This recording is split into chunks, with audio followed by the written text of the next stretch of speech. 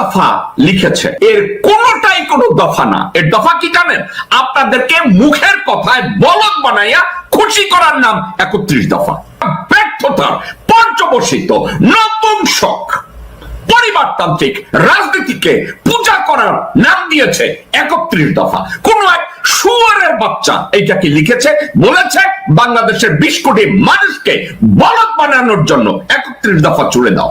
এটার কার্যকরী কোন ভূমিকা, এফেক্টিভনেস আছে? জিরো, নাই। 31 দফা যদি তাদের হয় জনগণের মুক্তি, তো জনগণের মুক্তিতে নির্বাচন আসে না, মিয়ানমার করিডোর আসে না, চান্দাবাজি আসে না। চিন্ময় সারা পাইছে ইসকনের, বিএনপির কোনো প্রতিবাদ নাই, তারা এটাকে সাপোর্ট করে। ওয়াকারের বিরুদ্ধে তাদের কোনো কথা নাই, তাকেও তারা সাপোর্ট করে। ভারত একের পর এক ভণ্ডামি, অত্যাচার, ধ্বংসযজ্ঞ চালাচ্ছে, কোনো কথা নাই, এক্ষেত্রেও তারা সাপোর্ট করে। এই মুহূর্তে বিএনপির রাজনীতি বিএনপির নিয়ন্ত্রণে নাই, রাজনৈতিক দর্শন পুরোপুরি ভারতের নিয়ন্ত্রণে। বিএনপির দুইটা তিনটা জিনিস, তাদের যেটা চাওয়া পাওয়া, এটাকে যদি ইমপ্লিমেন্ট করা হয় তাহলে এর বেনিফিশিয়ারি বাংলাদেশের 20 কোটি মানুষ না, আমার দেশমাতা বাংলাদেশও বেনিফিশিয়ারি না। তাহলে বেনিফিশিয়ারি কে?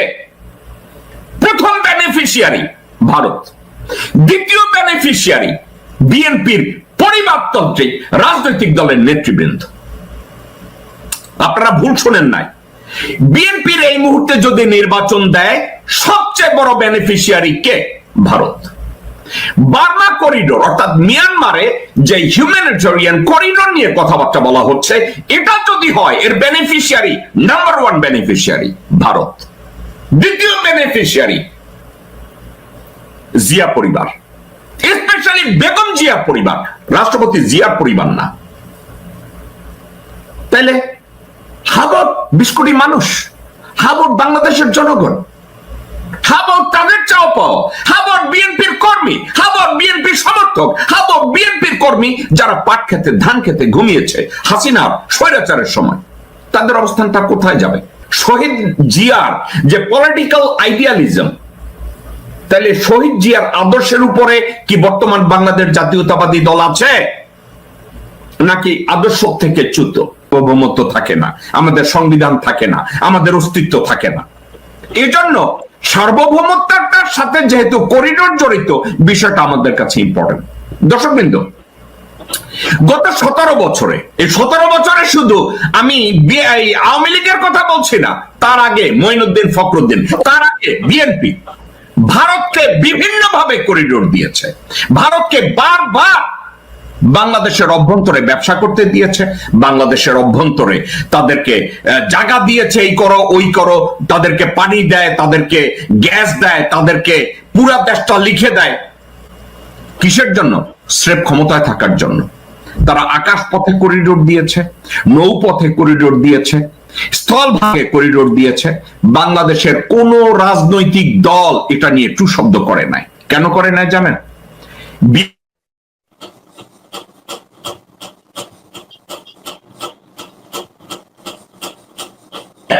যে তোমাদেরকে সারা জীবন বাংলাদেশের রাজনীতিতে রিলেভেন্ট রাখবো, যেমন আমির খসরু মাহমুদ, যেমন ইকবাল হোসেন টুকু, যেমন মির্জা ফখরুল, মির্জা আব্বাস, আব্দুল আওয়াল মিন্টু।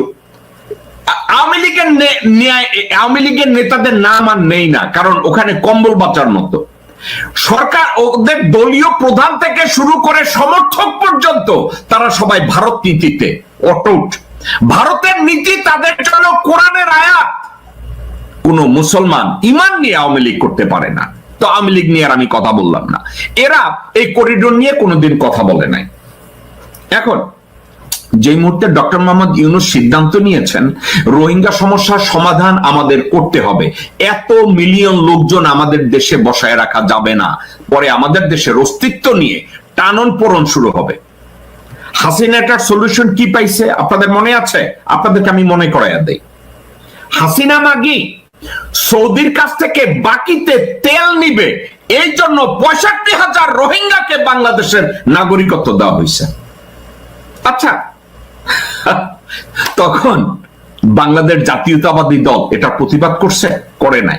আমি যে কমেন্টন করছি, অনলাইন অ্যাক্টিভিটিসদের ভিতরে অনেকে করছে, কে আগে করছে কে পরে করছে, দ্যাটস দ্য ইস্যু। এটা নিয়ে প্রতিবাদ আমরা করছি, কারণ বাকিতে তেল পাওয়ার জন্য সৌদি আরবের কন্ডিশনে হাসিনা মাগি 65,000 রোহিঙ্গাকে বাংলাদেশের নাগরিকত্ব দিছে। কে করেছে? হাসিনা করেছে। কে করেছে? আওয়ামী লীগ করেছে। কে করেছে? ভারতের নির্দেশে করেছে। কারণ কি জানেন?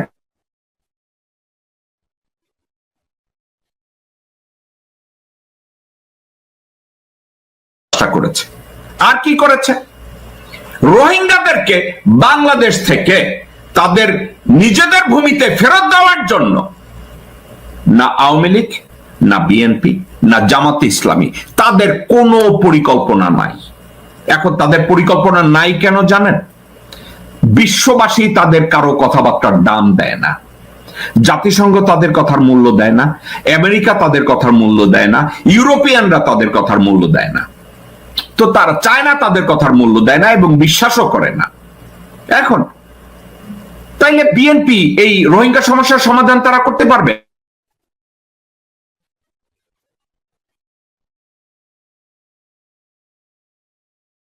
বাংলাদেশ প্রসঙ্গে, রোহিঙ্গা প্রসঙ্গে বাংলাদেশকে কোন প্রকার সহায়তা ভারত করবে না, ওপেনলি বলে দিছে। বিএনপি সেটা জানে, অথচ বিএনপি এটা নিয়ে কোনো কথা বলে নাই যে ভারত কেন সহায়তা করবে না, রোহিঙ্গা ব্যাপারে ভারত কেন এই ব্যাপারে আমাদের সাথে যাবে না। একবারও বিএনপি বলে না। কেন বলে না? বিএনপি আমি বুঝি না, কোন একটা বউকে বয়ফ্রেন্ড ভালো শাড়ি কিনা দেয়, ভালো জায়গায় ঘুরাইতে নেয়, গাড়িতে উঠায় দেয়, নিজের স্বামীরে বাদ দিয়া বয়ফ্রেন্ডের দিকে যাবে। বিএনপি বর্তমানে বাংলাদেশের জনগণ এবং বাংলাদেশের অস্তিত্ব বাদ দিয়ে বাংলাদেশ জাতীয়তাবাদী দলের প্রতিষ্ঠাতা শহীদ রাষ্ট্রপতি জিয়াউর রহমানের আদর্শ থেকে সরে গিয়ে তারা বিএনপির রাজনীতির মূল মন্ত্র ছেড়ে দিয়েছে ভারতীয়দের হাতে। ভারত যা বলে বিএনপি তাই করে, কারণ বিএনপি পরিচালিত হচ্ছে ভারতের গোলাম আব্দুল আউয়াল মিন্টুর দ্বারা, বিএনপি পরিচালিত হচ্ছে ভারতের নাগরিক এবং বাংলাদেশের যৌথ নাগরিক মির্জা ফখরুল ইসলাম আলমগীরের দ্বারা, বিএনপি পরিচালিত হচ্ছে গোর খোদক মির্জা আব্বাসের দ্বারা, বিএনপি পরিচালিত হচ্ছে আমির খসরু মাহমুদ চৌধুরীর দ্বারা, বিএনপি পরিচালিত হচ্ছে ভারতের নাগরিক এবং ভারতীয় পোষ্য সালাউদ্দিনের দ্বারা।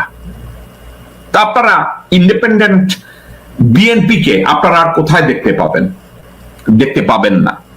বার্মা করিডোর নিয়ে তাদের যত আলাপ আলোচনা, যা সব আকাশে।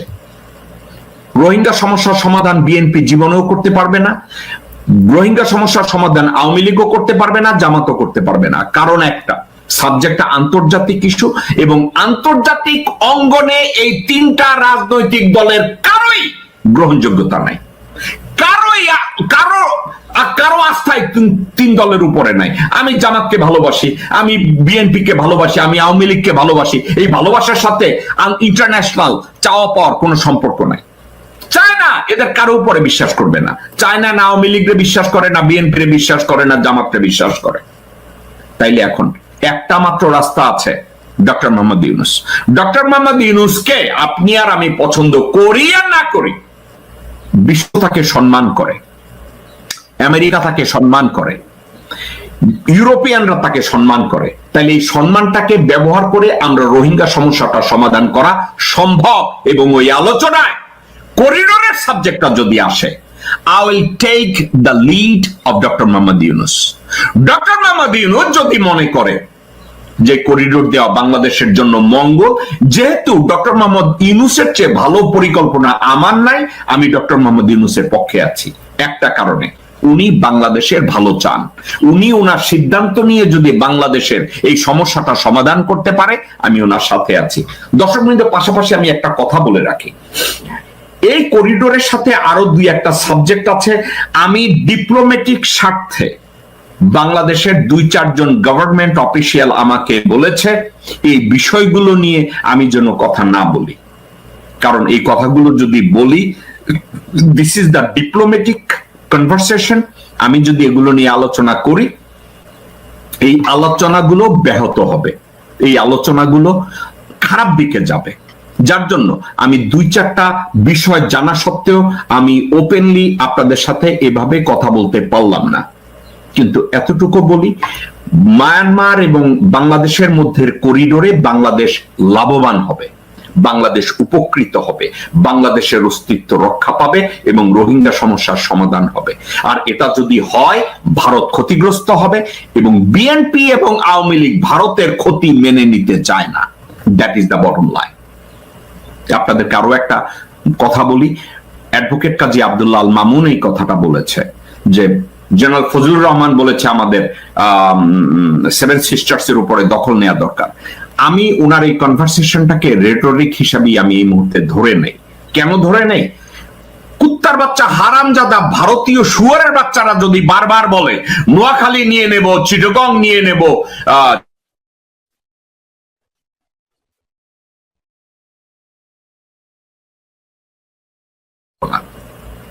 সর্বশেষ জেনারেল ওয়াকার, পলাশীর প্রান্তরে মির্জাফর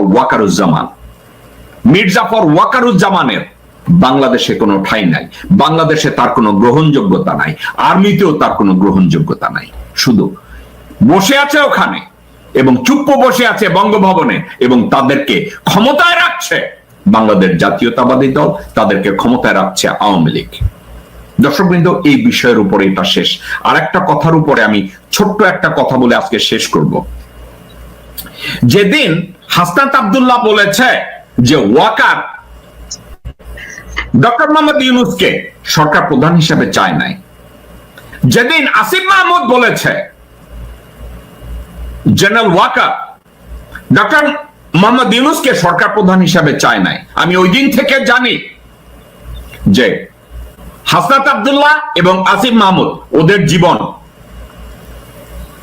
জীবনের উপরে অনেক একটা হুমকি আছে। তাদেরকে মেরে ফেলার চেষ্টা করা হবে, তাদেরকে গায়েব করে দেওয়ার চেষ্টা করা হবে, তাদের বংশকে ধ্বংস করার চেষ্টা করা হবে। আজকের কথাটা কেন টানলাম?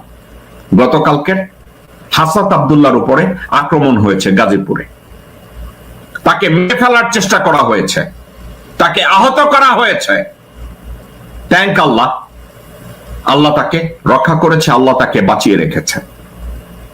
আমি বাংলাদেশের প্রশাসন, স্পেশালি লেফটেন্যান্ট জেনারেল জাহাঙ্গীর এবং আসিফ নজরুল, আপনাদেরকে একটা কথা বলি।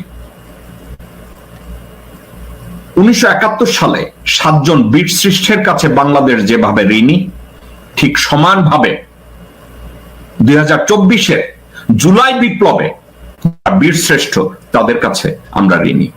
সেক্ষেত্রে হাসনাত আব্দুল্লাহ, নাহিদ, আসিফ মাহমুদ, আমি অন্য সবার নাম আমার মনে নেই, এদের কাছে আমরা কৃতজ্ঞ।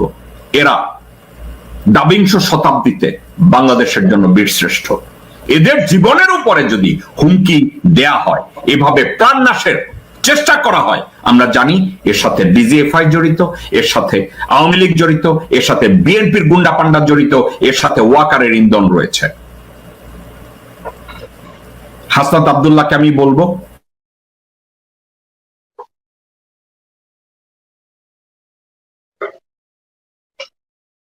তাদের অনেক দায়িত্ব থাকে, তারা এতটা মেনটেন করতে পারে না, যেহেতু you are not holding any government position.